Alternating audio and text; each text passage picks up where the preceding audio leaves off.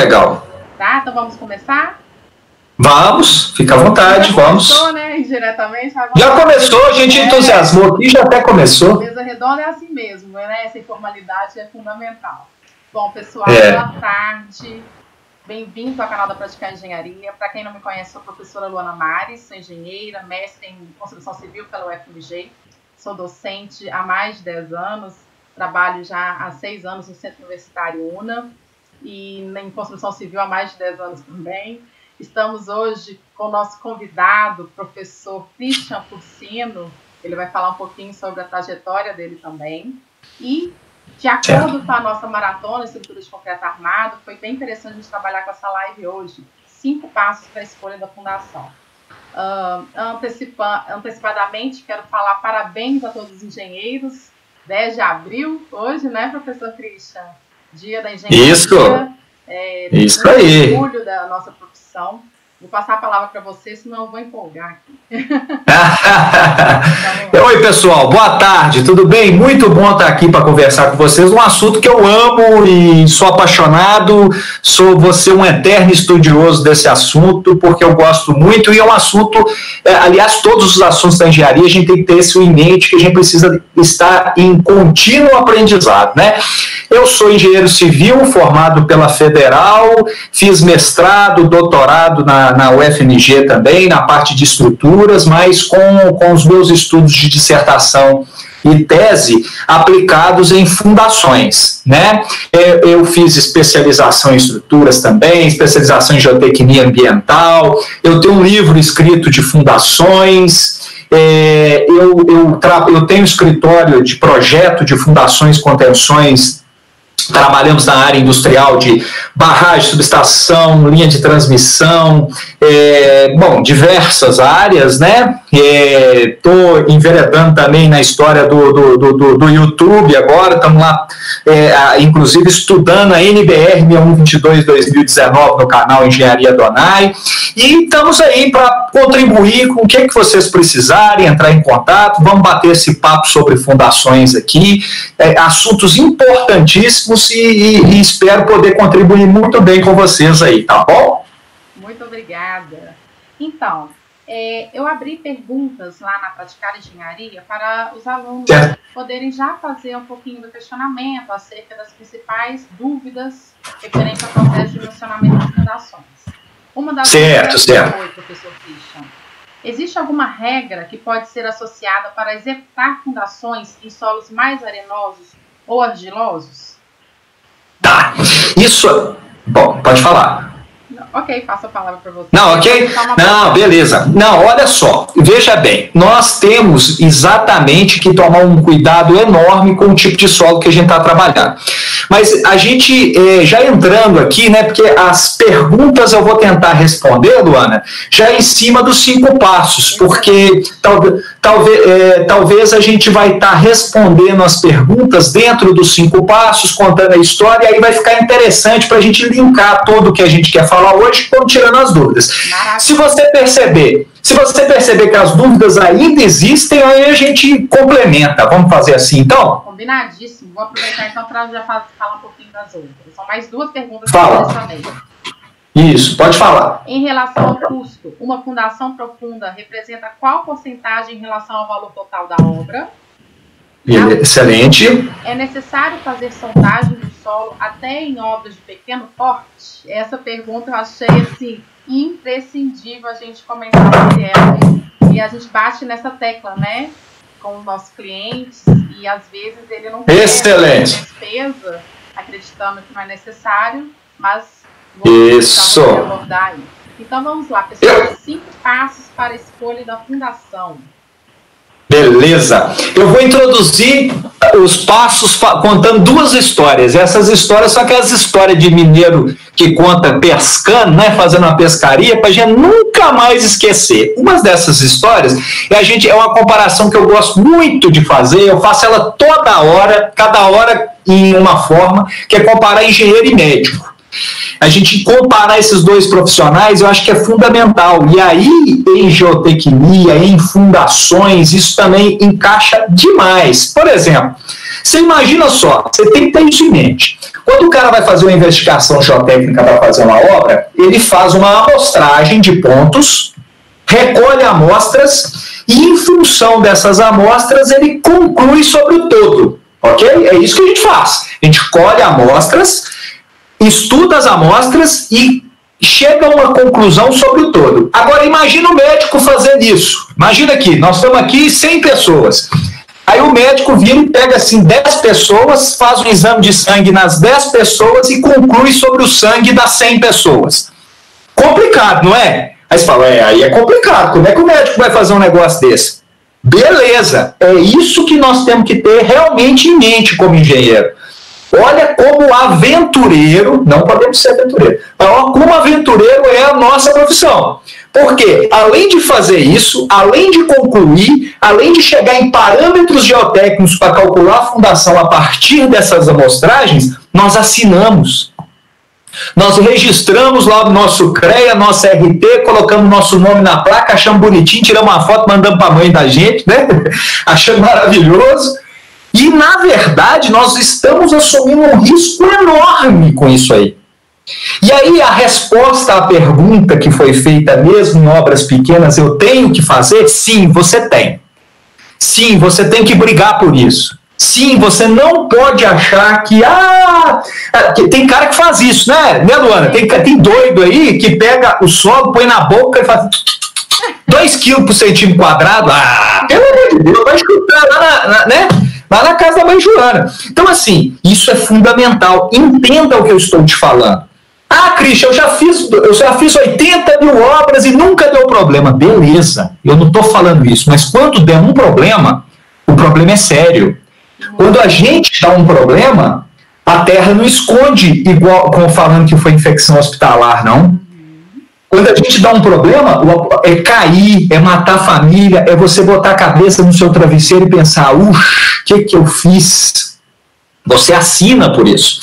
Então, investigação geotécnica é fundamental. Definir qual que é a certa, mais fundamental ainda, né? Você definir. Agora, outra historinha para a gente passar por esse passo 1, que é a investigação geotécnica do solo ser feita. Qual que é fundamental? A historinha do nada contra português, tá, gente? Todos nós somos descendentes de português, mas pela piada, tá bom? Imagina você testar a caixa de fósforo, né? Você pega a caixa de fósforo, risca todos os fósforos e fala que ela funciona. E daí? Como é que é? Beleza, então funciona, mas agora você vai usar ela com o quê? Se você já riscou os palitos todos? Então nós vivemos essa, vamos falar assim, essa dicotomia. A engenharia é legal demais por causa disso. Porque aí nós vamos trabalhar, nós vamos engenhar, nós vamos olhar para aquilo e tomar decisões a respeito disso. E nisso a gente precisa de ter essa investigação geotécnica muito bem feita. Christian, é claro, aí sim, vou entrar no segundo passo, informações da estrutura da edificação. Eu preciso entender o que eu estou construindo. É um sobrado? É um prédio de 5 andares? É um prédio de 50 andares? É uma barragem? É uma ponte? Eu preciso saber disso, porque aí faz diferença, aí sim. Aí eu concordo, uma investigação geotécnica para eu fazer um prédio de 50 andares é completamente diferente de eu fazer um sobradinho. É verdade, sim, aí eu concordo. Mas daí a não fazer, o risco é muito grande. É por isso que você vê realmente várias casas trincadas, várias casas com problema. Christian, mas isso tem 30 anos que eu faço isso, adoro falar isso, gente, tem 30 anos que faz errado. Né? O cara que vira para mim, tem 30 anos que eu faço assim, tem 30 anos que faz errado. Então, essas informações sobre a estrutura é fundamental. Por exemplo, gente, é muito convencional um cara de fundações trabalhar somente, vou falar termos técnicos, nós estamos falando com o engenheiro, né? O pessoal trabalhar só no estado limite último, ELU, trabalhar só em resistência. Gente, nós precisamos conversar sobre recalque, sobre estado limite de serviço também. Isso é fundamental. E aí aí vem a pergunta. O meu sobradinho pode recalcar mais a fundação dele do que um prédio de 50 andares? Quem vai me responder isso são os engenheiros estruturais, eles que vão falar para mim, eu posso recalcar aqui porque a minha estrutura suporta 5 milímetros, minha estrutura suporta, eles calculam isso, tem hipótese de cálculo deles, que é recalque, deslocamento diferencial, tem hipóteses hoje em softwares que podem analisar isso, então a gente tem que tomar esse cuidado, né, Luana? Tem que tomar esse cuidado enorme de bater a bola com o engenheiro estrutural. Pode falar. Eu faço associação muito na análise de manifestações patológicas com os alunos, né? Porque muitas vezes o engenheiro não faz a sondagem e aí, depois de um tempo de obra, chama a gente lá. Ao verificar, a gente pergunta, você ouviu algum estrondo, algum barulho, alguma vibração? Não, porque o concreto, realmente ele age assim, ele é repentino, porque ali embaixo da referência de nível de projeto, está acontecendo o quê? Um acúmulo de água pelo sistema, talvez por falta de drenagem, um outro elemento. Uma fundação que foi associada de maneira errônea para aquele tipo de solo, predominantemente argiloso, predominantemente arenoso, ou seja, a técnica associada tem que ser também relacionada ao processo de sondagem, né? E a técnica bem elaborada com os outros elementos. Desculpa até interferir, mas é porque isso envolve muita gente, né? Porque a gente, na prática, a gente enxerga... Claro! Isso. Não, sem dúvida, sem dúvida. Interagir é sempre muito bom, Luana. E aí, o que acontece? Essas informações da estrutura sempre são muito importantes.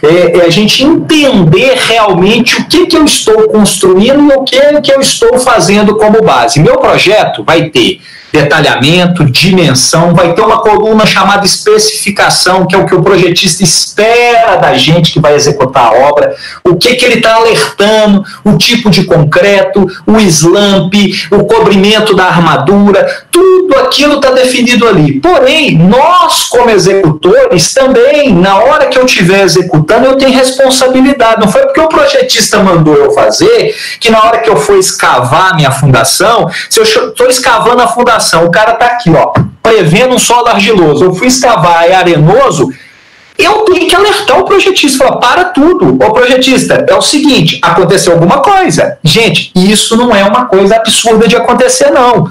Sondagem errada acontece, infelizmente, muito mais do que a gente espera. E aí, quando você está acompanhando a execução, você precisa alertar, você precisa falar, você precisa realmente avisar a pessoa. Por que eu falo isso, gente? Os parâmetros de solos arenosos são diferentes dos parâmetros de solos argilosos. As definições, as metodologias de cálculo são diferentes entre um e outro. E os processos executivos eu tenho que tomar os certos cuidados. Hoje, fica de para casa para vocês aí, ver a nova resolução NR18, que é de segurança do trabalho para tubulão. Maravilha. Gente, esse para casa para vocês, a Luana pode até cobrar ponto de vocês depois, é uma sugestão.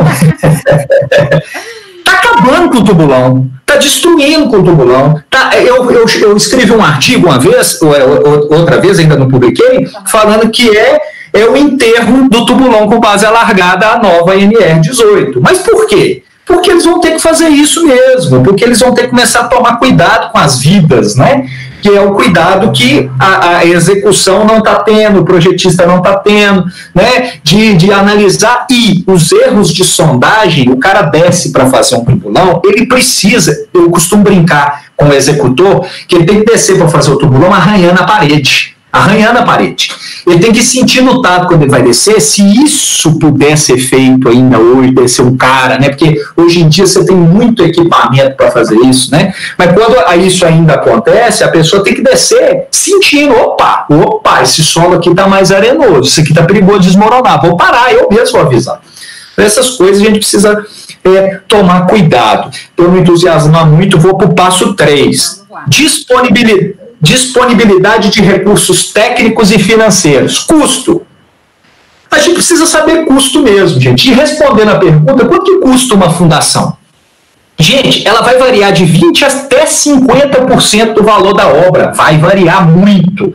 E vai variar muito exatamente. Por quê? Se eu tenho um solo resistente, minha fundação ela é menor. Se eu tenho um solo, uma argila mole ou uma areia fofa, eu vou ter que estaquear. Se for um local, por exemplo, que eu tiver matacões, que eu tiver que fazer uma estaca raiz, que é uma estaca cara, porque tem injeção de cimento, porque a norma fala que o consumo mínimo é de 600 quilos por metro cúbico, muito mais que concreto, né? O custo disso vai lá em cima. Então, respondendo a pergunta, gente, custo, o que é mais barato e o que é mais caro, vai depender sempre. Vai depender de quê? Primeiro, do local que eu estou fazendo, do solo que eu estou fazendo.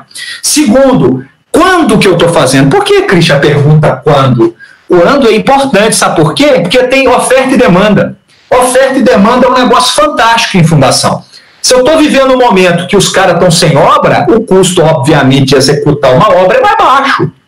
Então, aquele número que a gente tenha na cabeça, né, os famosos R$500 por metro quadrado, que é um número, né?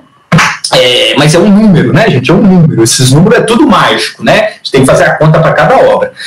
Eles podem abaixar ou subir, dependendo. Depende também de quê? Onde eu estou fazendo a obra? Cara, se eu estou fazendo a obra na região metropolitana é uma coisa. Igual eu falo com vocês que eu tenho costume de fazer obra de linha de transmissão. Você imagina lá no interior do Maranhão, no meio do mato, sem ninguém por perto, sem nenhum acesso, por exemplo, à obra, eu ter que chegar com o equipamento. Outro custo, outra história. Até as soluções de projeto têm que ser pensadas melhor por causa disso. Até não. As soluções de projeto têm que ser pensadas. Então, quando eu falo disponibilidade de recurso técnico e financeiro, é isso mesmo. Tem gente capaz, eu tenho mão de obra capaz para ir lá fazer, para fiscalizar, para olhar como é que é isso, quanto está custando isso, como é que está o mercado, né? De gente que sabe fiscalizar e fazer. Os recursos financeiros eu tenho disponível para fazer, né?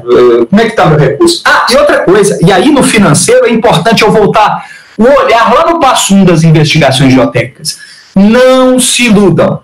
O seu projetista vai pesar a mão se ele não tiver segurança com a sondagem que ele está na mão. É óbvio. Isso é lógico. Se ele pega uma investigação geotécnica e ele não está com segurança naquilo ali, o que ele vai fazer? Aumentar a sapata, aumentar o tubulão, aumentar as estacas. Isso é assim. É óbvio. Você faria isso também? É lógico, né? Então, às vezes, aquela nossa mente de estar economizando na sondagem é a maior erro, para não usar outro termo aqui, né? Não se iludam com... porque tem uns gerentes de projeto aí, Luan, que eles são gênios, eu fico impressionado. O cara vai lá com a planilha, olha assim, que é isso? Tem muito dinheiro aqui separado desse negócio de investigação geotécnica, né? Nossa, não, vamos diminuir, vamos dividir por 2 aqui, que eu vou aumentar o lucro do meu projeto. Em vez de fazer 10 sondagens, vou fazer 5. Eu sou demais, eu sou o cara. Aí, ele nem sabe. É o famoso burrice que faz o cara dormir tranquilo. Usei o termo que eu não queria, mas tudo bem, tá aí o termo. O cara vai dormir tranquilo porque ele não sabe que com 5, a metade da sondagem, esse cara aqui na frente que vai fazer o projeto, ele pode aumentar as dimensões por insegurança, isso é só um ponto, né? O aumentar a dimensão, de certa forma, é até bom que nós estamos falando só de custo. O problema é a falta de informação e dá problema patológico, né? Mas assim, só estou falando a questão porque no item 3 é recurso financeiro. Christian, vou fazer uma abordagem aqui rapidinho, desculpa te interromper. Pode falar. E ainda eu sinto, eu acredito que as engenheiras, na maior parte, também sentem ainda aquela coisa do preconceito, né? Eu chego na obra, falo que é necessário o processo de sondagem, já entrego um escopo de projeto, faço os pontos finais, seja o SPT ou qualquer outro método. E o cliente, às vezes, fala assim, ou mesmo o empreiteiro ou outro profissional fala, não, mas esse aqui não precisa, a gente pode diminuir esse custo. Então, assim, às vezes, tem ainda assim, né? Poxa, mas você é engenheira?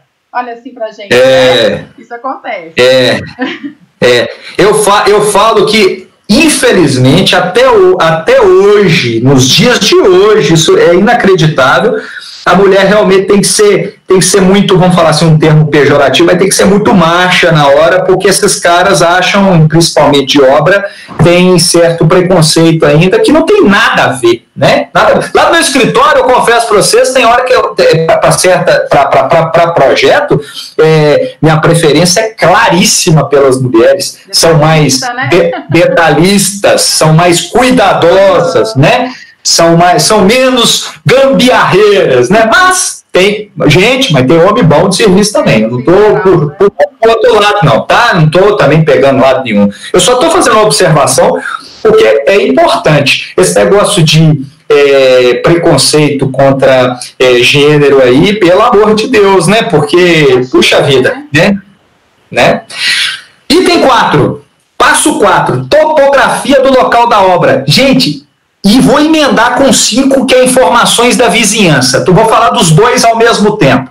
Gente, se eu vou fazer uma obra num lote, estou apontando aqui nessa direção porque eu estou na janela da minha casa e tem um lote ali. Se eu vou fazer uma obra num lote, né? Estou ali e vou executar. E eu tenho um prédio construído de um lado, um prédio construído do outro. Eu preciso analisar, primeiro, a topografia do terreno. Não só para a prefeitura, que as topografias de prefeitura, de arquiteto, né? Aí já vamos começar com preconceito. Vamos entrar nesse assunto de arquiteto, não. Não é só para aquela história de terraplenagem, corte e aterro, não. Não é só isso, não. É a gente analisar na nossa visita. E essa olhada da topografia, ela é fundamental, ela vai nos dar pista. É pista mesmo, gente. Isso faz parte da investigação. É uma investigação. Eu vou olhar, está minando água? Como é que está o corte do terreno? É a nossa primeira sondagem, essa análise topográfica do terreno. Até mesmo para eu saber, puxa vida, aqui eu vou ter que ter uma contenção, aqui eu vou ter que trabalhar com a contenção porque tem uma mudança de nível, ou não. Ou eu tenho espaço para fazer um talude, posso economizar a contenção, eu tenho que fazer uma drenagem, tudo isso é papo de engenheiro, gente. A gente não adianta, só uma observação. Quantos muros em Belo Horizonte caem, aí o cara lá, Cristian, eu resolvi meu problema, o muro caiu na última chuva, estava com 20 centímetros, caiu, eu fiz um de 40, fui lá, pelei, fiz um com 40 centímetros, aí na próxima chuva o que acontece? Cai também. Por quê? Não teve drenagem, não adiantou. Ele aumentou a espessura, mas não tratou do problema correto, né? Do fenômeno que estava agravando o sistema. Então, essas informações da vizinhança, parte na obra do lado, meu amigo, quem fez essa obra? Fulano de tal? Não, foi a construtora tal. Quem será que projetou? Networking, gente, conhecer os colegas, quem trabalha ali, quem trabalha aqui, até para saber, cara, você fez esse prédio aqui do lado, qual a fundação que você usou? Foi fundação direta? Beleza, mas tem certeza? Tem umas fotos aqui, tem uma... Gente, esse networking para esse tipo de coisa, para conhecimento, quando vocês saírem da faculdade, pelo amor de Deus, mantenha amizade, mantenha contato. Um vai lá para a área de planejamento, o outro vai lá para a área de saneamento, o outro vai para a área de fundações, mas o contato, além da amizade, claro, não estou nem tocando nesse assunto, né? É óbvio, né? Mas eu estou falando do lado profissional. O network, ele é fundamental. Trocar uma ideia, pegar um telefone. Quantas vezes eu já fiz isso, de pegar um telefone e conversar com um amigo meu, falar assim, aí, cara, como é que eu estou com um problema aqui, o que você acha? E outro dia desse aconteceu comigo uma coisa fantástica. Eu chorei, o pessoal do escritório ficou assim, por que você está chorando, Cris, com esse telefonema? Um ex-professor meu me ligou para me perguntar uma coisa técnica. Olha que legal isso, gente. Ele queria saber a minha opinião sobre um determinado problema. Isso é fantástico. Então, a gente perguntar, a gente olhar, a gente analisar a vizinhança, a topografia, a disponibilidade de recursos, a estrutura que eu vou fazer e fazer uma investigação geotécnica me permite saber qual tipo de estaca que eu vou usar. Eu posso usar um bate-estaca aqui? Não posso. Eu tenho uma estrutura de uma casa na vizinhança que vai romper se eu entrar com bate-estaca. Apesar da sondagem me falar que eu posso usar estaca, a vizinhança está me mostrando que eu não posso. Nossa, então qual fundação que eu vou usar? Cliente, vem aqui. Eu não posso fazer uma cortina tirantada não, porque o tirante vai lá na fundação do caboclo ali do lado ali. Então, essas coisas visuais são fundamentais. Não sejam engenheiros somente de banco de escritório. Vá a campo. Mesmo que se você escolher, não, que eu gosto de projeto, eu gosto de ficar no computador, beleza, legal, mas vai na obra. Porque papel aceita tudo. Papel aceita tudo. Você ir na obra, seu projeto vai ficar melhor da próxima vez. Né? Então, assim, se eu posso dar conselho, não deixa de fazer investigação geotécnica, luta por ela, luta por ela, luta por ela. 1.1, mesmo fazendo investigação geotécnica, busque bons fornecedores de investigação geotécnica. Sondagem estão fazendo em qualquer esquina, mas bons executores são poucos, né? Busque saber realmente que estrutura que vai ser construída. Olhe a disponibilidade de recurso no local, visita a obra, veja a topografia da obra, olhe os cortes do terreno no local, tem evidência de nível d'água, tem evidência de alguma ruptura de talude, já anota isso tudo, né? Então, assim, se eu posso dar algum conselho, os conselhos são esses. Executar fundação em areia, em argila, nós temos que tomar muito cuidado com isso, porque, na verdade, solos puros no Brasil, nós não temos solo somente argiloso, somente arenoso, é muito difícil, não temos exagero. Mas assim, nós temos que tomar cuidado, porque a parte executiva precisa estar encaixada com a parte do projeto. Então, o que o cara pensou no projeto tem que realçar o cara que está executando. Então, esses caras têm que conversar.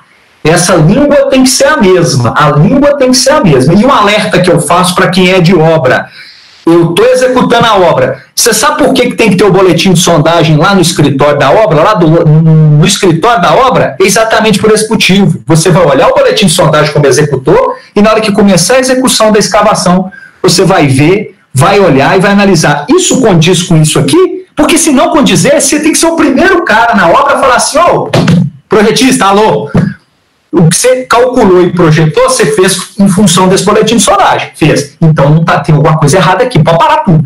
Entendeu? Eu acho que é uma contribuição que eu posso dar aí para vocês, que estão formando aí agora. Torço pelo sucesso de todos vocês, assim como a nossa engenharia. Tenho certeza que isso vai acontecer.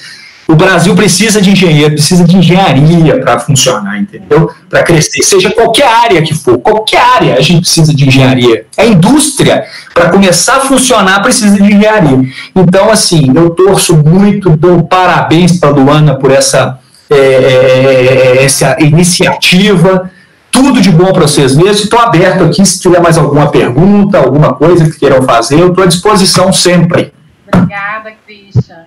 Eu acho que, agora, só para finalizar essa abordagem, a relação, o que pode concluir lá daquela pergunta do aluno? Ele perguntou se existe alguma regra básica, ou seja, uma associação que pode ser feita para associar. Olha, eu tenho um solo, eu uso muito isso com os alunos, né, com meus estagiários, com meus colegas de trabalho. Predominantemente o quê? Igual você falou, né? Um solo então a gente tem uma predominância então, um solo predominantemente argiloso ou arenoso. Qual a ideia que eu tenho de concepção? Ou seja, qual tipo de estaca ou qual tipo de sapata eu vou associar? Lembrando que a gente tem essa diferença básica, né, de fundação para o quê? Uma profundidade inferior, se eu tenho um carregamento inferior, que a gente chama de sapata, ou outros tipos, né, que a gente chama de fundação inferior a 3 metros, superior a 3 metros, que são os tubolões e outros tipos. Como que a gente associa isso em relação ao tipo de solo e não do carregamento?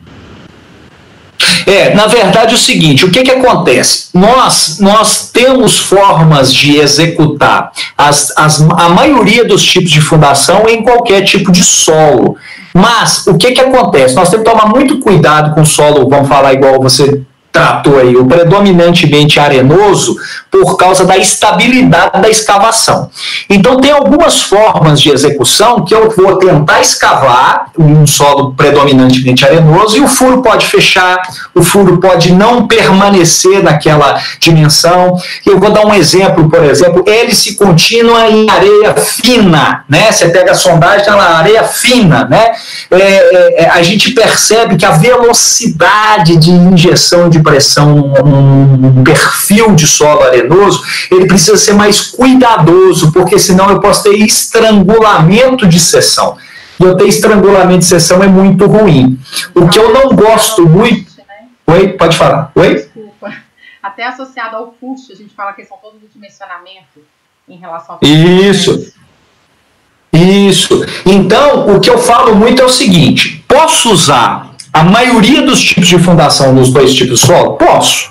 Porém, porém, eu vou falar porém de novo, um monte de porém aqui, eu tenho que tomar muito cuidado. Porque, por exemplo, se eu for escavar uma sapata, uma fundação rasa, uma sapata, por exemplo, em solo predominantemente arenoso, ou eu vou ter que escorar, ou eu vou ter que taludar. Esse taludar e esse escorar já é um custo que eu tenho que analisar. Outra coisa, por exemplo, tubulão, base alargada de tubulão em solo arenoso. Só se você quiser matar um cidadão para descer lá embaixo, fazer essa base alargada embaixo, né? Então você não vai fazer um negócio desse.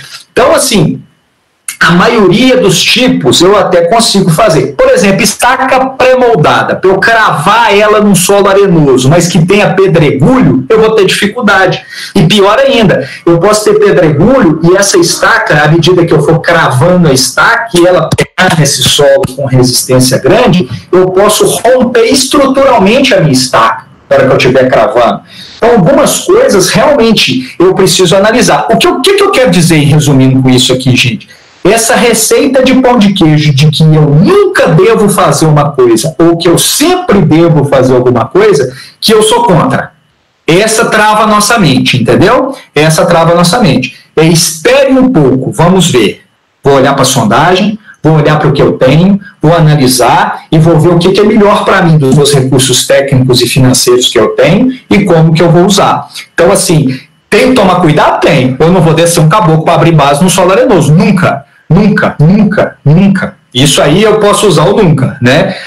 Aliás, hoje em dia, NR18 é o para casa que eu passei, né? Hoje em dia, é complicado essa história de você deixar um profissional descer, para fazer a abertura manual de base. Sim. Oi? Sim, com certeza. Eu, sinceramente, quando me perguntam, pode descer, eu já falo, não, compra a máquina. Ué. Isso na prática, como é que eu vou assumir um negócio desse? Escreve para mim um e-mail aí que pode. Eu falei, você tá doido? Você tá na obra, tá com dúvida, eu tô aqui olhando um papel. eu vou assumir isso. Você tá louco. Sim. Eu ainda abro depois um parênteses, depois a gente pode até fazer um outro encontro da compatibilização de projetos relacionado à segurança do trabalho, né? A importância desses procedimentos técnicos e de segurança. Então, eu falo em e é perigoso. E é perigoso. Isso é muito perigoso, porque a turma quer entregar a obra, né? Nossa, eu tenho visto assim, coisas exorbitantes, que se eu falar, parece que é mentira. Mas aos poucos eu vou abordando com o pessoal. Muito obrigada mais uma vez, Christian. Foi excelente. Acredito que todos tenham gostado da mesma maneira. Posteriormente, vou repassar novamente algumas dúvidas que o pessoal chamou aqui no chat. E aí eu vou colocar a mensagem e divulgo também o seu trabalho, né? Lá da... Tá bom, tranquilo. E você me manda as perguntas que eu te respondo por e-mail e você divulga para a turma, sem problema. Com certeza. Muito obrigada mais uma vez e um feliz dia do engenheiro para todos. Para todos nós, uma boa tarde a todos aí, sucesso profissional a todos vocês e se cuidem, né? Se cuidem aí nesse momento aí ímpar do nosso país aí. Sim, sim. Muito obrigada. Grande abraço. Até mais. Tchau, tchau. Tchau, tchau.